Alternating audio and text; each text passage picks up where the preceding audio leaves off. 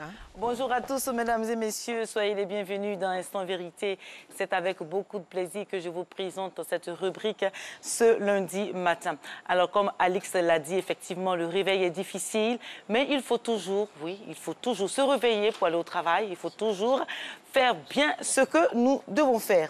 Alors, depuis 1975, date de la première conférence mondiale sur l'émancipation de la femme, à aujourd'hui, l'ascension de la femme dans le monde politique ivoirien ressemble à un véritable parcours du combattant. 11% seulement de femmes à l'Assemblée nationale. 6 ministères occupés par des femmes au sein du gouvernement.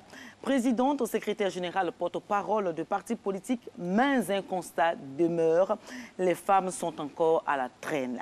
Selon des observateurs, le grand nombre de militantes est relégué au rang de mobilisatrices dans les formations politiques, qu'elles soient PDCI, RDR, RHDP ou FPI. Pourquoi la place de la femme n'a pas beaucoup évolué en Côte d'Ivoire depuis 1975? Que font les femmes elles-mêmes quand la Constitution consacre leur promotion? Quelles recettes pour que les femmes émergent en politique? Pour répondre à ces questions, nous recevons à Instant Vérité Agnès Monet. C'est donc à la faveur de la Journée internationale de la femme célébrée le 8 mars de chaque année. C'est le lieu donc de poser les problématiques relatives aux genres féminins qui font débat.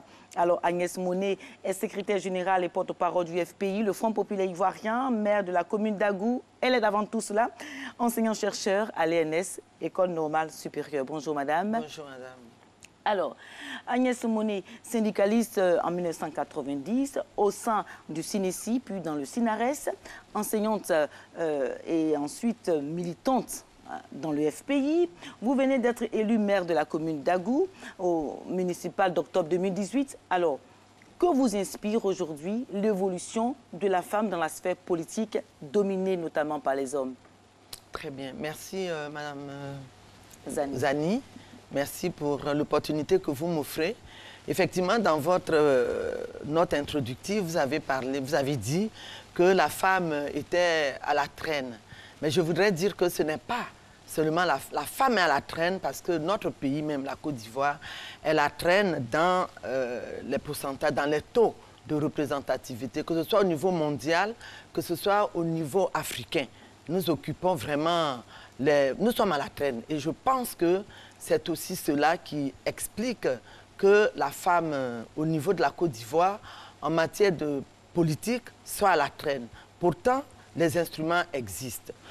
Alors, madame, les instruments existent. La question que je posais, c'est que depuis 1975, puis depuis votre parcours dans le syndicalisme, ensuite le militantisme, oui, au sein du FPI et tout ça. Alors, l'émancipation de la femme à aujourd'hui, comment les conditions de la femme ont-elles évolué en Côte d'Ivoire? C'est ce que je suis en train de vous dire. Parce que pour que d'abord, il faut mettre les instruments en place. Effectivement, les instruments sont en place au niveau, depuis la déclaration de la décennie de la femme africaine décidée par les ministres de l'Union africaine 2010-2020. Normalement, on s'attendait à ce qu'en 2020, nous puissions aller à la parité.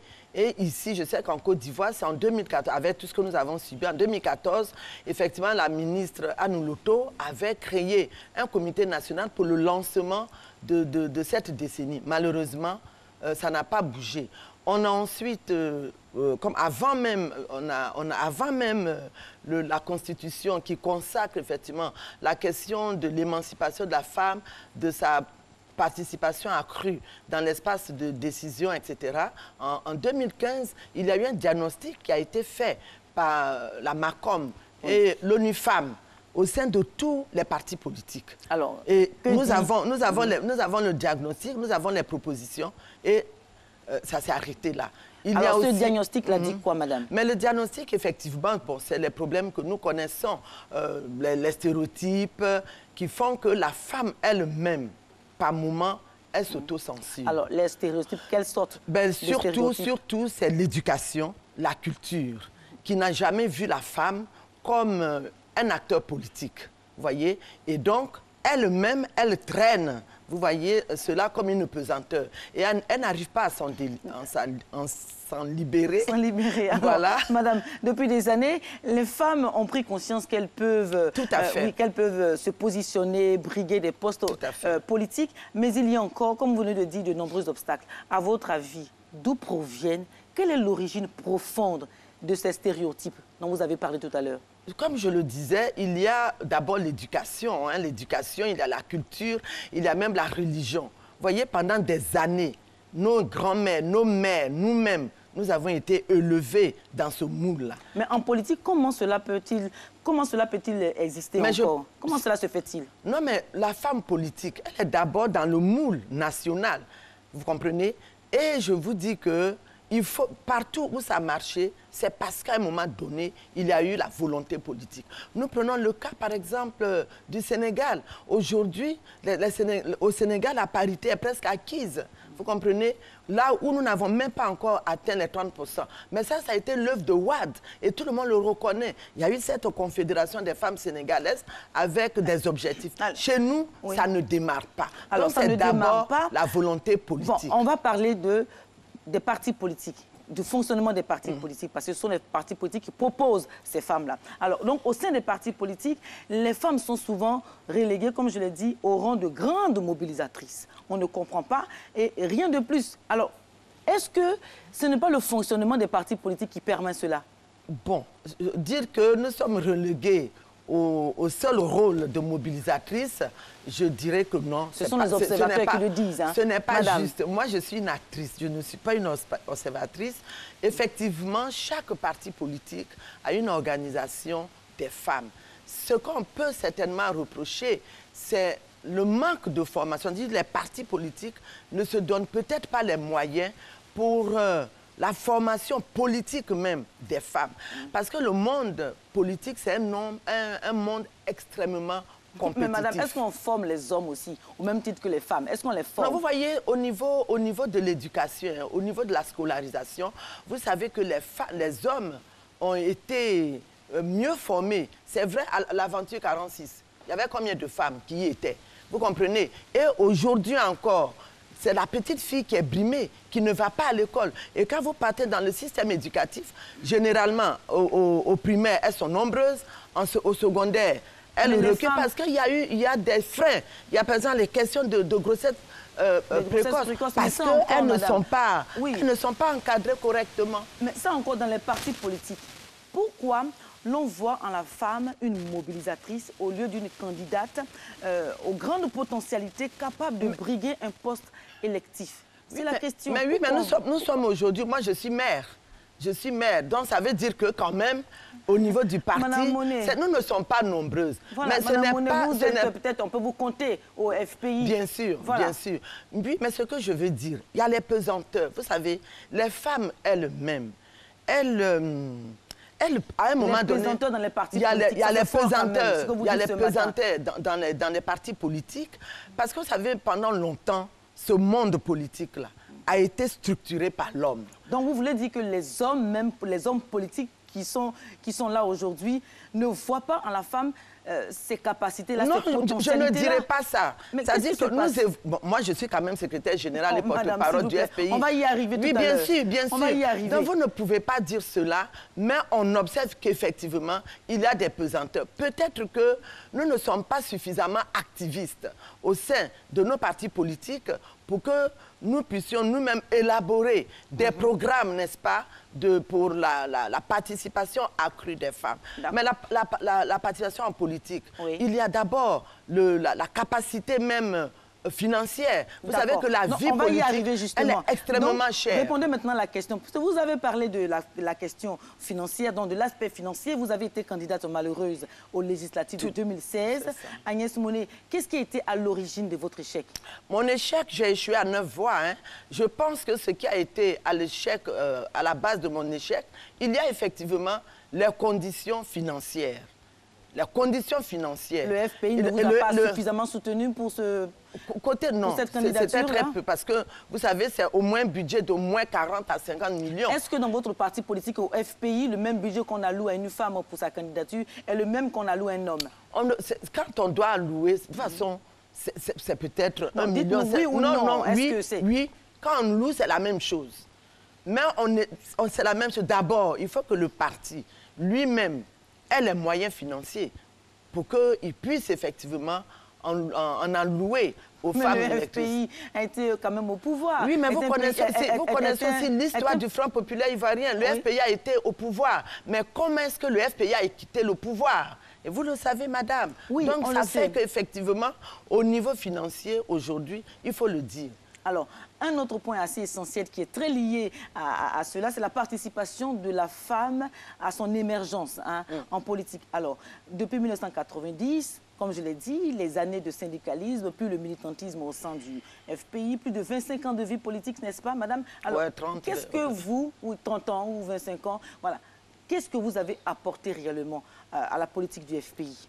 Ben, de toute façon, je suis présente là devant vous. C'est d'abord mon engagement, c'est ma conviction, c'est également mon militantisme. Alors, quels sont les résultats du militantisme, de cet engagement-là, de votre foi en ce parti politique? Aujourd'hui, au niveau du Front populaire ivoirien, comme le stipulent nos textes fondamentaux depuis 2001, nous sommes à peu près à 20-25% de présence des femmes dans les instances. Ça, c'est quand même beaucoup. Moi-même, au niveau de... Nous avons également, comment dire, fait la promotion, que ce soit notre vice-présidente chargée de l'organisation des femmes du Front populaire ivoirien. Nous suscitons également l'entrée des femmes dans nos instances. Bien, alors, madame, est-ce que vous n'avez pas été vous-même noyée ou fondue dans cette politique de refondation du FPI? Je ne pense pas avoir été fondue du tout. Je pense que j'ai joué mon rôle. Au niveau où j'étais, avec les compétences que j'avais, j'ai joué mon rôle au sein de ce Front populaire ivoirien. Alors, en 25 ans de militantisme, en 30 ans, comme vous l'avez dit au sein du FPI, vous avez été secrétaire général des questions, chargé des questions de communication. Ensuite, il a fallu juillet 2014 pour que vous soyez nommé secrétaire général du FPI en lieu et place de Laurent Akoun. Vous connaissez l'histoire par Pascal Affi-N'Guessan. Alors, oui. Est-ce que vous n'avez pas eu le sentiment d'avoir été mise à ce poste-là par l'actuel président du FPI, Pascal Affi-N'Guessan, dans le but de se libérer de potentiels rivaux à la tête du FPI? Ça, je ne me suis pas posé ces questions. Non, posez-vous la question. Non, mais moi, ce que je sais, c'est que nous avons milité au sein du Front populaire ivoirien en camarade. Et le président du Front populaire ivoirien, Pascal Affi-N'Guessan, a vu en moi les capacités aussi d'animer ce parti-là au poste où il m'a nommé. Est-ce que ce n'est pas parce qu'il y a eu des dissensions avec Laurent Akoun? Vous savez bien, mais il aurait pu nommer un homme. Pourquoi une femme? Mais une femme, peut-être que cette femme-là n'est pas un danger pour lui, ne représente pas un danger pour lui. Je ne sais pas pourquoi je représente. Pourquoi? Et pourquoi Akoun représenterait-il un danger? Ah non, mais c'est à vous de nous dire. Bon, non, moi, je pense que... Il y avait encore Marcel Gossou qui était là. Bon, il aurait... Mais parce qu'il y a aussi la politique du Front populaire ivoirien en faveur de la femme. Donc, on arrive en 2014, si le président Pascal Affi-N'Guessan estime que Agnès Monet a la capacité d'animer le Front populaire ivoirien en tant que secrétaire général et porte-parole, c'est son choix, c'est son libre choix de me nommer. Il m'a nommé depuis 2014. Je fais mon travail de mobilisation, d'encadrement des structures. Alors, pensez-vous que les femmes sont utilisées comme des faire-valoir en politique? Ça, je ne... En Côte d'Ivoire. En Côte d'Ivoire... On met les femmes là juste pour faire valoir quelque chose, pour valoriser quelqu'un qui est son mentor, un homme, tout ça. Est-ce que vous, les femmes, c'est comme ça que vous... Comment vous voyez ça? Nous, comme nous sommes dans l'action, franchement, nous ne voyons pas cela de cette façon.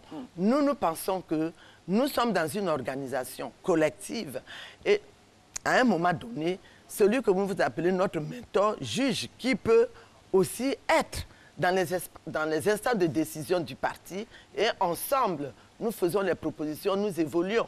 Alors, Agnès Monet, première ministre de Pascal Affi-N'Guessan, vous y avez déjà pensé? Mais pourquoi pas? Est-ce que sérieusement vous avez réfléchi à la question? Agnès Monet, première ministre de Pascal Affi-N'Guessan. Ben, rien ne l'empêche, madame. Il faut que nous travaillions pour gagner. de mon point de vue, rien ne l'empêche. Mais ce sourire-là, on dit non. Pourquoi vous souriez de cette manière? Non, mais je souris parce que bon, la question elle-même, elle se prête au sourire. Mais parce que aussi ce que vous dites n'a rien comment dire, ça ne peut que faire sourire parce que c'est important, parce que c'est intéressant, donc ça ne peut que faire sourire. Ce n'est pas du tout un sourire ironique, hein? Pas du tout. Alors, mais parce qu'en même temps, je perçois aussi votre sourire également. Est-ce que le frein à l'émergence de la femme en politique n'est pas la femme elle-même, finalement, au regard de ce que vous dites, de ses choix, de ses ambitions, de son manque d'ambition en politique? En partie, moi, j'ai eu des femmes qui sont bien. Mais dès qu'il y a un obstacle, vous avez parlé tantôt des problèmes d'unité au sein du Front populaire ivoirien, elles sont les premières à se retirer. Elles sont pourtant des femmes brillantes, des femmes universitaires, etc. Mais non, bon, nous, on attend, mais qui va faire l'unité? C'est nous qui allons faire l'unité. Donc, effectivement, nous ne sommes pas, est-ce que c'est parce que nous ne sommes pas ambitieuses au grand nombre? Et puis, il faut le dire, la femme, elle n'est pas celle-là qui va aller demander un poste. Jamais. C'est les hommes qui viennent dire « Ah, moi, au prochain congrès, est-ce qu'on peut m'élire ici ?» Mais la femme, depuis que je suis secrétaire générale, j'ai jamais avec vu votre ça. niveau de responsabilité, comment comprendre que la Constitution de 2016 consacre la promotion des droits de la femme en politique, mais rien n'est fait dans ce sens-là par les femmes elles-mêmes? Je vais vous le dire. En 2014, avec la ministre Yao Efrazi, puisque l'article 36 auquel vous faites allusion dit que l'application, c'est à partir d'une loi. Effectivement, depuis 2014, avec Madame la ministre Yao Efrazi, il y a le projet de loi. Mais là même, c'était au moins pour atteindre les 30% en vue de la parité. Mais ce projet de loi, ça a été fait à la signature du président Ouattara. Depuis 2014, madame, je vous dis. Mais pourquoi ce projet de loi-là n'est pas sur la table? Mais c'est pourquoi je vous parle de volonté politique, madame. Alors, madame, justement, on va parler d'un point assez essentiel de votre rôle en tant que secrétaire général du FPI, porte-parole de ce parti-là. Alors, est-ce que le rapprochement, pardonnez-moi, est-ce que le rapprochement entre les deux FPI est amorcé avec la libération conditionnelle de Laurent Gbagbo? Rapidement. Oui, tout à fait. Mais que fait Agnès Mounet dans ce sens-là? Tout à fait. Mais ce qu'Agnès Mounet fait, c'est de parler de ce problème-là, de voir est-ce que... Et nous sommes convaincus que nous allons y aller. Alors, si tout à fait le rapprochement existe, ou bien le rapprochement se fait. Se fait. Alors, dites-nous, madame, est-ce qu'il y a un rendez-vous qui est prévu en Belgique, à Funguesson, il ira voir Laurent Gbagbo? Nous sommes là-dessus et c'est pour cela que dans le discours d'Afi, il a dit qu'avec la libération du président Laurent Gbagbo, même si c'est sous condition, son acquittement aussi, il faut en parler, qu'en principe, le Front populaire ivoirien doit retrouver son unité. Et nous espérons, nous sommes confiants. Alors, que veut donc faire Agnès Mounet pour essayer de rapprocher non seulement les deux tendances du FPI, mais pour permettre que les femmes soient plus en vue au sein de ce parti-là? Je vous l'ai dit. Bon, moi, je pense que, vous voyez, dans les... De façon concrète, vous avez dit, mais en même temps, on veut des exemples. Concrète, on veut des exemples. Même le fait de participer à cette émission, et je vous en félicite, je pense que c'est aussi un élément important. Vous me flattez là. Non, je ne vous flatte pas du tout. C'est parce que justement, ça fait partie des solutions. Comment les femmes qui se sont battues, qui sont déterminées, comment effectivement les présenter comme des modèles? Vous savez pourquoi? C'est ce que vous faites. Et c'est pour cela que justement, je me suis prêtée à cet exercice. Voilà. Ce n'est pas l'individu, mais c'est aussi la vision, c'est aussi la capacité. Le militantisme, c'est cela. Donc, je pense que je ne vous flatte pas, Mme Zani. Je vous félicite au contraire. Alors, donc, voilà. Madame Agnès Mounet, merci d'être venue. Donc, à Instant Vérité, donner ces éclairages sur la place de la femme. Ivoirienne en politique, vous êtes secrétaire générale et porte-parole du FPI. Les femmes se battent, elles y croient. Oui. Et elles sont là. D'accord, elles sont là. Vous êtes maire de la commune d'Agou. Mes félicitations pour votre élection. Et aussi, vous êtes enseignant-chercheur à l'ENS. C'est la fin de Instant Vérité, mesdames et messieurs. Alix vous retrouve tout juste après la publicité.